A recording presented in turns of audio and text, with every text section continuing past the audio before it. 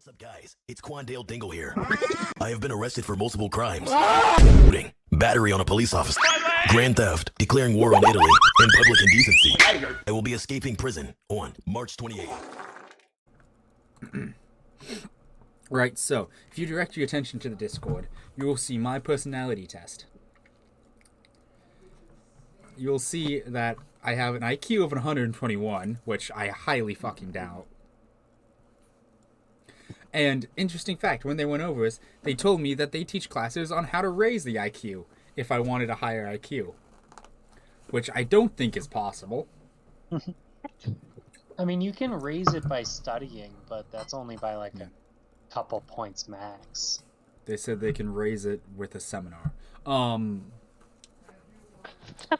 So, if you direct your thing, the first one is, I can't even... Sorry, I can't read that fine print. Unstable, dispersed.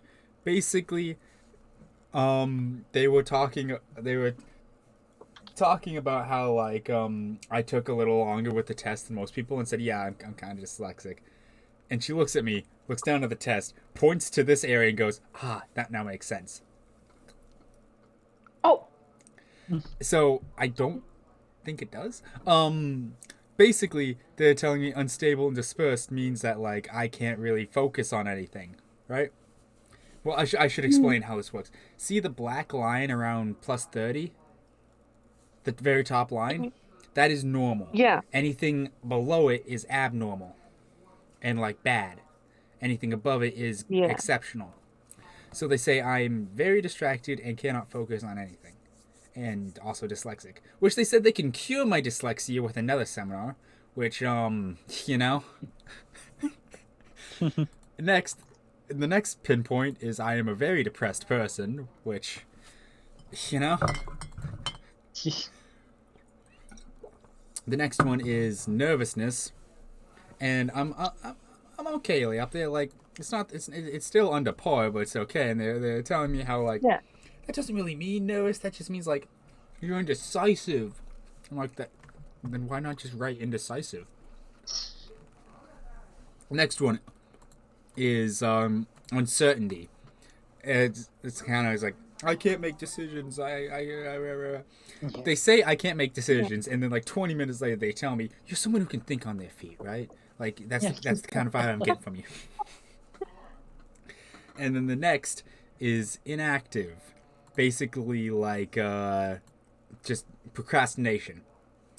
Which, I remember the things I answered on that test, it should be way lower than it is on procrastination.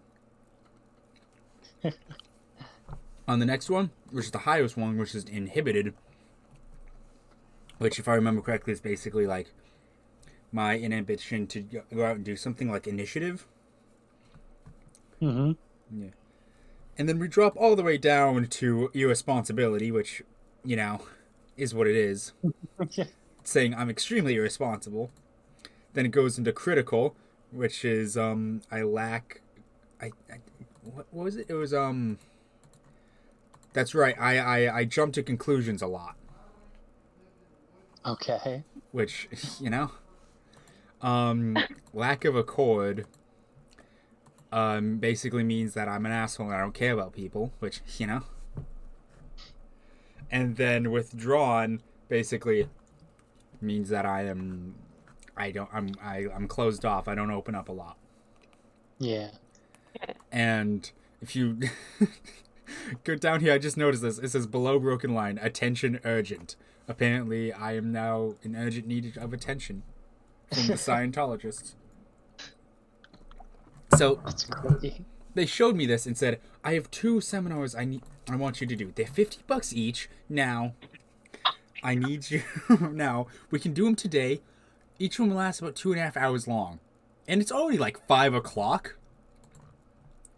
And I don't want to do any of this. So I say, no, I don't really want to. It's like, well, why not? You can't, these people won't take no for a fucking answer. So I finally say, like, no, I have no money. I can't pay for these seminars. I might come back later and do them. Just, like, being non-committal so I can get the fuck out of there. But they will not let me leave And this is the really shady part. They're like, I'm sure you can stretch some money around and take these seminars. It's only $100. I'm like, and then I showed them an account I had on my phone that only had $10 in it. And like, look, I literally don't have the money. I'm sorry. And they're like, huh? Can you borrow the money from anyone you know? Oh my god. Yeah, that is that's a tactic. And I go, no, I'm not. No. So in order, and I finally am able to leave, and they say, oh, before you go, there's another thing I want you to look at. It's a book about focusing, and now it's only $5, but I think you'll really benefit from it. And at this point, I was just like, if $5 is what it takes to get me the fuck out of here, I'll buy it. And so I look it over like, yeah, I'll fucking buy it if you let me go. And I didn't say if you let me go, but like that was what I was trying to do. So I buy it. Yeah. I give him a fake number and a fake address. And I try to skedaddle, and then she goes, and this woman who's like been talking to me this entire time, she was a really sweet woman, but she's like so deep in the Scientology shit. She told me she's been like working for this church for like 11 years. Oh Jesus.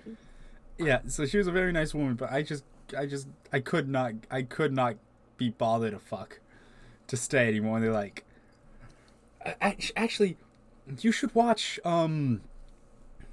this video. It's free and it's only a couple minutes, and it explains everything about L. Ron Hubbard. Because I told her before that I had researched a little bit L. Ron Hubbard, and he was a con man and all that. He's like, oh, that's not true. Watch this video and you'll learn the real him. And basically, it was a 2 to 3 minute video of every lie he's ever told passed off as fact. About him becoming blood brothers with the Blackfoot tribe, about him being a war hero, about him like writing 7 million words. Like, all of it's just extreme bullshit. And well, okay, the 7 million words thing is, I think, roughly true. It was 2 to 3 million. Okay. And actually, I was listening to the Behind the Bastards on the way home for L. Ron Hubbard because I wanted to refresh my mind and all the shit he's done. Mm-hmm. They play that video I watched, a tidbit of it on Behind the Bastards. Shit, really? It's that video? Yeah, it's that video.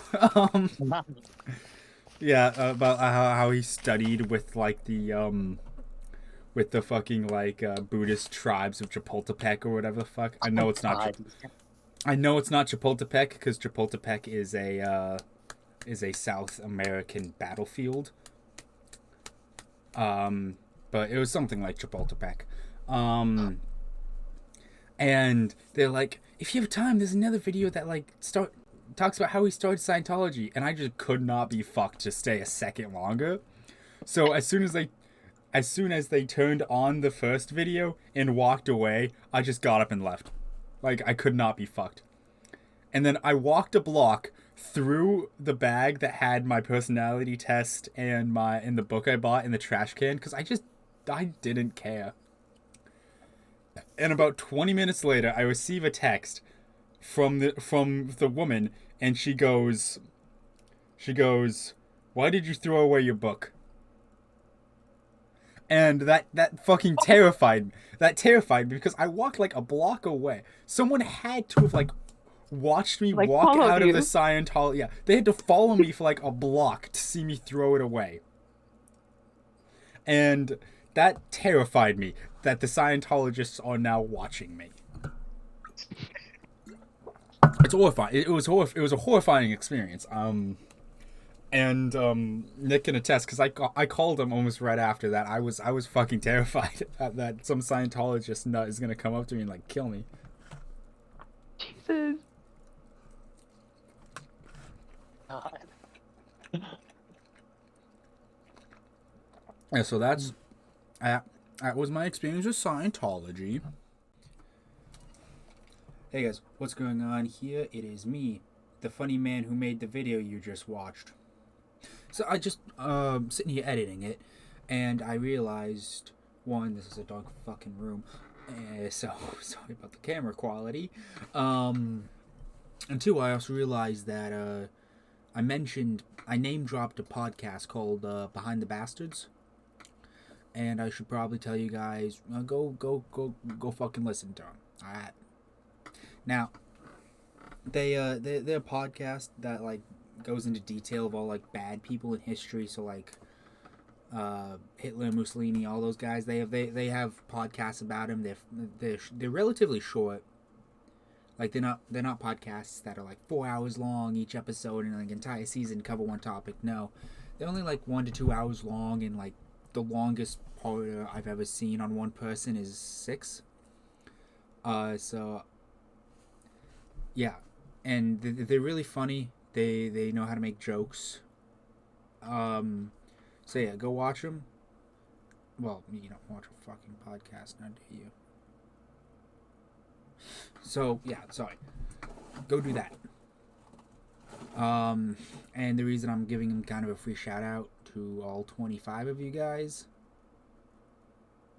is because I name drop them, and the entire reason I kind of know all this shit is because I listened to their podcast about L. Ron Hubbard.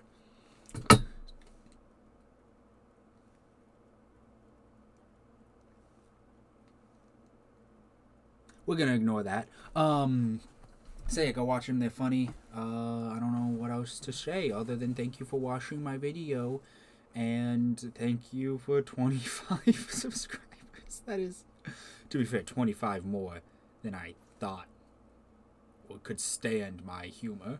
So thank you guys for that. And fucking bring your friends. I want more. Do it now.